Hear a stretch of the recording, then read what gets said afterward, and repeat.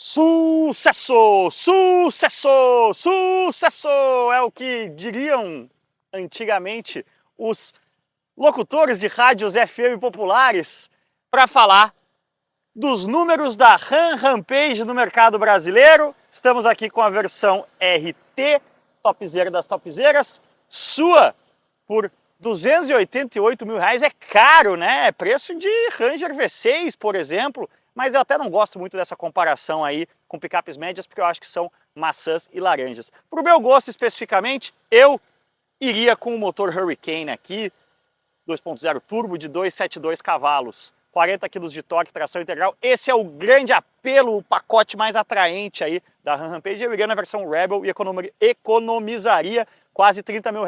Mas questões de versões à parte, vamos falar um pouquinho desse carro que chegou no mercado brasileiro no meio do ano passado e agora a gente já pode dar uma analisada aí nos números, no desempenho do que a Rampage está fazendo no mercado brasileiro e vou falar para vocês, os números são, como diria Fausto Silva sobre a Jack Motors 10 anos atrás, inesperados por dois fatores. Primeiro, a Rampage com a sua caçamba aqui ligeiramente maior do que a Arquival, não, aliás, desculpem, a Arquival seria a Ford Maverick, mas do que a irmã muito próxima Fiat Toro, para mim, inclusive, foi, em bom português, uma das grandes brochadas no lançamento desse carro. Eu falei, olha, colocaram, agora a gente vai ter uma Toro não manca, né? Vai consertar o maior defeito da Toro e uma caçamba maior para caber uma bicicleta. Continua não cabendo muito bem uma bicicleta. Eu vou mostrar para vocês aí imagens lá da garagem. Nesse sentido, a Ford Maverick é bem superior. Ai, vejam só. Dramas do mundo real. Rampage RT tem 1,5 m aqui de comprimento da caçamba. Isso até é 10 centímetros a mais do que uma Toro, mas é quase 30 a menos que uma Maverick. Resultado, a minha bike não cabe sem um extensor de caçamba. Na Maverick ela cabe. O engraçado é que em litragem a caçamba da Rampage é maior do que a da Maverick, as duas têm a largura bem parecida, só que a Rampage tem muita altura de caçamba, assim como a Toro, né? Isso gera um número de litragem bonito, mas vamos convenhar, né? Não muda muito em matéria de usabilidade da caçamba. As medidas mais importantes são o comprimento e a largura. Afinal, se a gente parar para pensar, todas as caçambas têm altura infinita, né? O legal de ter uma picape, uma caçamba, é justamente você poder colocar objetos altos, independente de em que ponto da amurada aqui da caçamba eles batem. Mas a Rampage, aqui ó, com escape duplo que você identifica o motor Hurricane, ela surpreendentemente não canibalizou em praticamente nada a Toro. Olhando para os números fechados de 2023, né, do ano passado completo, a Toro seguiu, como sempre, líder entre as picapes no Brasil, com 51 mil unidades, isso dá coisa de 4 mil e poucas por mês. Mas sabe quanto a Rampage em meio ano estava fazendo ali na média? Estava chegando uma faixa de 3 mil unidades por mês, quase 2,5, uma média aí para vender 30 mil picapes num ano. Isso é o mesmo volume, sabe de quem? Da Chevrolet Montana, que é muito mais barata. Ou seja, olha só que legal o volante aqui, o painel de Jeep Commander, né, que a gente está bastante acostumado, mas com um multimídia diferente. Mas como eu vinha dizendo, a Stellantis, que costuma acertar bem mais do que errar no mercado brasileiro, né, mais uma vez replicou uma estratégia de sucesso e pegou na veia. A Stellantis vendia muito Compass, pegou a mesma plataforma, deu uma esticada, passou a vender 60, além dos 60 mil Compass que vende por ano, mais 20 mil Commanders, sem canibalizar o Compass. Aqui foi o mesmo caso, né? A gente está olhando para um ano aí em que a Toro vai vender mais ou menos 50 mil e a Rampage mais 30 mil on top, num ticket médio bem mais elevado, né, do que da Toro. Então, mais um golaço aí da Stellantis, ordenhando até o fim o que uma plataforma pode oferecer, né? Cada gota aí da Small Wide, que tem origem lá no grande ponto da Itália, no início da década de 2010, né? Foi reforçada para dar origem a Jeep Renegade e Fiat Toro, e tá aí firme e forte até hoje. Mas a gente vê que aqui na Rampage a coisa está chegando ao limite extremo, né? Olha só, por exemplo, o capô, para a gente ter essa frentona aqui mega imponente, que realmente não dá para negar que o estilo da Rampage é imponente, né? Não é exatamente elegante, eu particularmente em alguns ângulos sequer bonita acho, mas olha só, para você ter essa frentona alta, larga aqui, que remete muito bem às irmãs bem maiores, né, da linha Ram. Os hard points que a gente fala, né, os pontos fixos da plataforma, você não consegue mexer, né? Então a gente eleva bastante o capô aqui, a Ram elevou bastante o capô e fica essa visão meio estranha, né, que você vê o capô bem mais alto do que a linha de baixo do para-brisa. Isso acontece no Fiat Pulse também, um truque aí que a Stellantis tem sabido fazer muito bem, mas que fica estranho, né? Aqui a gente nota bem, ó, vindo do banco de trás. Aliás, outra fraqueza desse carro, né, quando a gente compara com as picapes médias, né, é o mesmo espaço de banco traseiro da Toro, as mesmas dimensões de cabine da Toro, né, é na caçamba que a Rampage se alonga em relação à irmã, mas a gente vê, né, esse ressalto do capô aí fica bem estranho. O acabamento, né, nessa versão de topo aqui é realmente um dos destaques, né, esse tipo de apoio para o ombro aqui, outra coisa vinda de irmãs maiores da Ram, mas já que eu falei de capô elevado, né, é aqui também que está uma das grandes estrelas da companhia, né? Uma das coisas que mais pesa para o apelo desse carro aqui, que é o motorzão 2.0 Turbo Hurricane, de origem lá do Wrangler, né? Um motor muito usado pela Jeep nos Estados Unidos, chegando aqui, ai meu Deus, vai estar quente. Uou, agora sim, 40 kg de torque, né? Isso é muito torque, aliás, essa coisa que eu estava falando dos hard points da plataforma, olha como o motor está recuado aqui no capô, né? Também muito desse capozão aqui aquadradado é espaço extra, digamos assim, para dar essa frente imponente e bem ao estilo americano quadradona. Mas com esse 2.0 turbo, 272 cavalos, 40 kg de torque, a gente tem uma picape que acelera de 0 a 100 em 6.9. Isso é muito interessante, né? Só não é mais a picape mais rápida do Brasil, porque hoje a gente tem Ranger Raptor vindo aí, né? Falando em Ranger, né? Quando a gente vem aqui pro topo, na RT, a gente está falando de uma picape com preço de picape média. E aí, como eu falei antes também, eu não gosto muito dessa comparação, porque eu acho que isso aqui é muito mais interessante para boa parte dos consumidores de picape. Caras como eu, por exemplo, que já tive duas Rangers, que você não tem um interesse num carro de trabalho pesado, né? Você quer uma caçamba grande com volume para você carregar suas coisas de lazer, e você quer um carro valente para você pegar a estrada, uma estrada de terra, se aventurar um pouco. E aí, as picapes monobloco, como a Rampage, como a Maverick, como a própria Toro, que a Toro não tem versões de desempenho interessante, né? Elas oferecem muito mais conforto ao rodar, um comportamento dinâmico muito mais interessante do que as picapes médias com chassi. E é por isso que elas estão vendendo a rodo. Olha só o som Harman Kardon aqui da versão de topo. Mas chega de lero-lero, deixa eu mostrar para vocês aonde esse carro mais se diferencia na fila do pão, que é em movimento e é acelerando. Bora lá! Mas afinal, como anda, deputado? Olha, deixa eu acionar o modo RT, Road and Track, fica tudo vermelho ali. Mas eu fiz questão da gente vir aqui para a Estrada dos Romeiros, que não é um lugar muito lógico, né, ou instintivo para a gente testar uma picape. Vamos chamar aqui nos pedals, justamente porque, para mim, a coisa mais impressionante que esse pacote da Rampage RT, e aí o que eu vou dizer agora se estende 99% do que eu for dizer.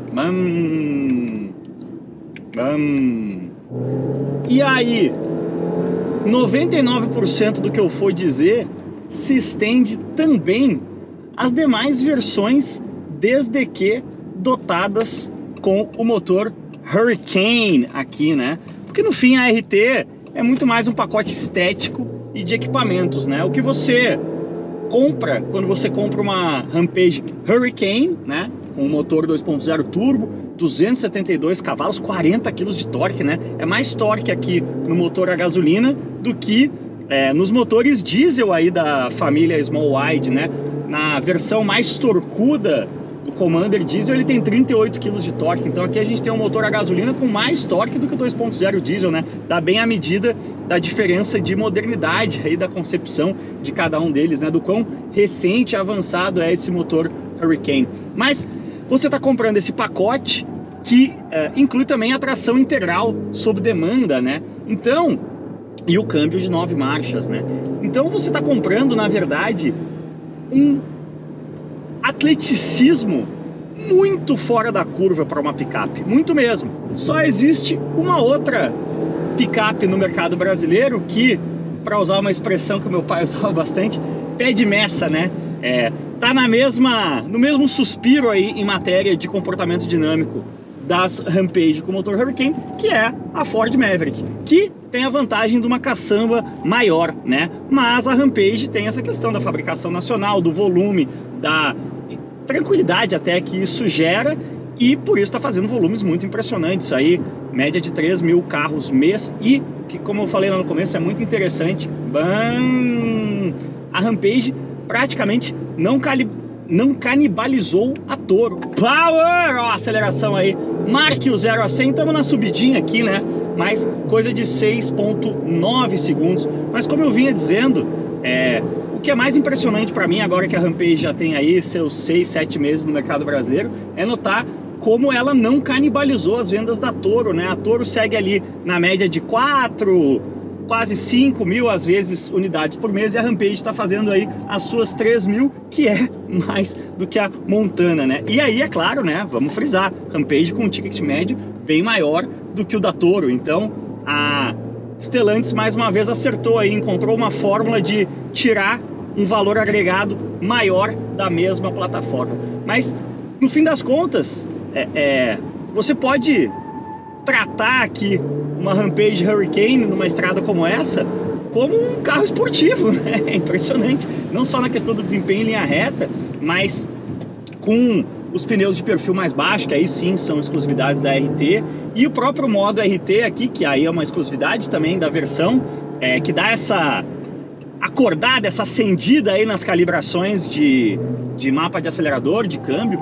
Ela se comporta muito bem. Óbvio, numa curva de baixa, você é instantaneamente lembrado que o carro tem 2 toneladas, né?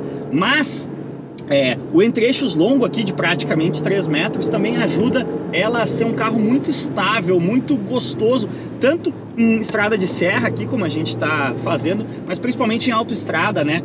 Dá aquela acalmada na plataforma, um entre-eixos longo. Eu falo isso sempre em relação à Lagerta, né? Por que a V60 é tão gostosa de estrada? O entre-eixos longo dá uma assentada na plataforma e faz com que você sinta menos aí as irregularidades do piso. Agora que a gente está chegando aqui na rotatória, outra coisa digna de nota, os freios são bem legais.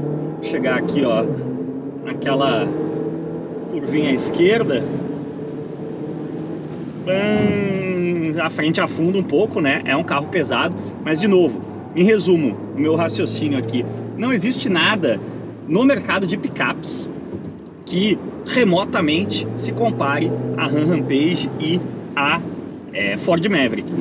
Olha só aqui nessa seçãozinha como a gente vê como tem chassi, né? Não foi à toa que eles lançaram a picape no evento de lançamento em Interlagos, né? Mas na comparação com a Maverick, a Rampage tem essas questões aí que tornam ela mais amigável, né, para o consumidor médio brasileiro aí, em função da fabricação nacional. Eu, pessoalmente, até prefiro o comportamento da Maverick, porque ela tem um centro de gravidade mais baixo. Ela faz mais curva do que a Rampage. Mas esse tipo de tocada que eu estou fazendo aqui nos Romeiros é o que 0,1% dos compradores de picape faz, né? Eu me incluo nesse 0,1%, então eu prefiro a Maverick aqui, mas não dá para negar o apelo muito forte desse produto, tanto é que está vendendo como pão quente, né? É um volume de venda muito interessante para o ticket médio do carro. Agora que a gente tá pegando um pouco de trânsito aqui, vamos falar algumas coisinhas mais relativas ao convívio diário com o carro, né? Elogios a Ram e a Stellantis em geral pega bem aí na questão da calibração das assistências de condução, né? A gente tem aqui o controle de faixa, mas ele não dá golpes fortes no volante, como a Jeep, aliás, irmã de grupo aí da Stellantis faz. Gosto muito da forma que o assistente de faixa opera aqui. Gosto também da forma que o sinal sonoro para radares funciona aqui, né? Todos os radares estão mapeados, né? É legal que você vai... Eu normalmente ando com o Waze pareado aqui. Você vai gabaritando, né? Conferindo se tá certo e bate sempre a sinalização. Mas o sinal sonoro é um sinal alto o suficiente para realmente chamar sua atenção. Mas não é o timbre, enfim, a forma, não é chato a ponto dele ficar enchendo a sua paciência dentro da cidade, do trânsito urbano, quando é muito frequente. Nesse modo RT o volante também fica um pouquinho mais pesado, né? Não seria a minha escolha aí para uso diário dentro da cidade, mas vocês veem que o volante é bem direto, bem espertinho aqui. E ó, tava falando do entre-eixos mais longo, né? Outra coisa que é muito legal do carro de entre-eixos longo é isso aqui, você vem e vara as lombadas com maior conforto. Enfim, um acerto dinâmico muito interessante para uma picape, e é picape suficiente para a imensa maioria dos compradores de picape, né? Quando a gente olha para o que custa a mais, o que ocupa a mais de garagem e o quão pior é o ride, né? O conforto ao rodar de uma picape média com chassi, a gente entende que golaço que foi a Toro lá atrás, e agora todo esse segmento de picapes intermediárias, né? Eu que já fui um dono de picape média, hoje não cogito voltar para uma picape média, né? Se eu quiser de novo aí focar na caçamba para bike, para o carrinho de bebê do Noah, certamente hoje no mercado brasileiro eu teria uma dessas duas opções para mim aí, ou Ram Rampage ou Ford Maverick. Mais do que picape suficiente para 95% dos compradores de picape. Não sei se 95%, vai. Tem muita gente nesse Brasilzão afora que realmente mete na pauleira, carrega muito peso, coloca na estrada de chão, né? Muito assim, na pauleira. Ó, vamos até colocar um pouquinho aqui para vocês sentirem. E aí, é claro, a robustez do chassi a longo prazo faz sentido, né? A picape média, enfim, caçamba maior, mas principalmente o comprador urbano de picape, né? Aquele agroboy de muitas capitais aí do centro-oeste e tudo mais, a picape intermediária é um veículo que entrega muito mais por menos para esse tipo de comprador. E aqui na batedeira você vê também que a coisa está indo bem, apesar dos pneus de perfil mais baixo aqui. E aí? O que você acha? Concorda, discorda? Nesse confronto direto aí entre Rampage e Maverick, você é time Ram ou time Ford? Eu pessoalmente também acho que eu optaria por uma Ram Rebel com o motor Hurricane. Eu acho que o que a RT custa a mais não se justifica em relação à Rebel. A grande coisa que você quer aqui na Rampage realmente é esse powertrain Hurricane com câmbio de 9 marchas e a tração integral. E eu confesso que me incomoda um pouquinho diariamente essa questão da altura do capô aqui. Me parece, como eu falei brincando no começo, uma fantasia de super-homem, uma fantasia de super-homem, aliás, 2 números maior. Mas isso, é claro, como sempre, é questão de gosto, questão de afinidade, Bial. Aliás, eu como fã de Big Brother sinto muita falta de Pedro Bial e até de Thiago Leifert, porque Tadeu Schmidt é um gente fina, mas é muito baunilhão, né? A gente precisa de alguém escovando os participantes da casa ali nos ao vivos. Feita essa digressão, deixa o like nesse vídeo, se inscreva no canal, isso é fundamental, ajuda a gente demais. Diz aí nos comentários qual picape intermediária seria da sua escolha, ou você acha que realmente vale a pena o salto para picape média. Como sempre, valeu demais, cuidem-se bem e aquele abraço.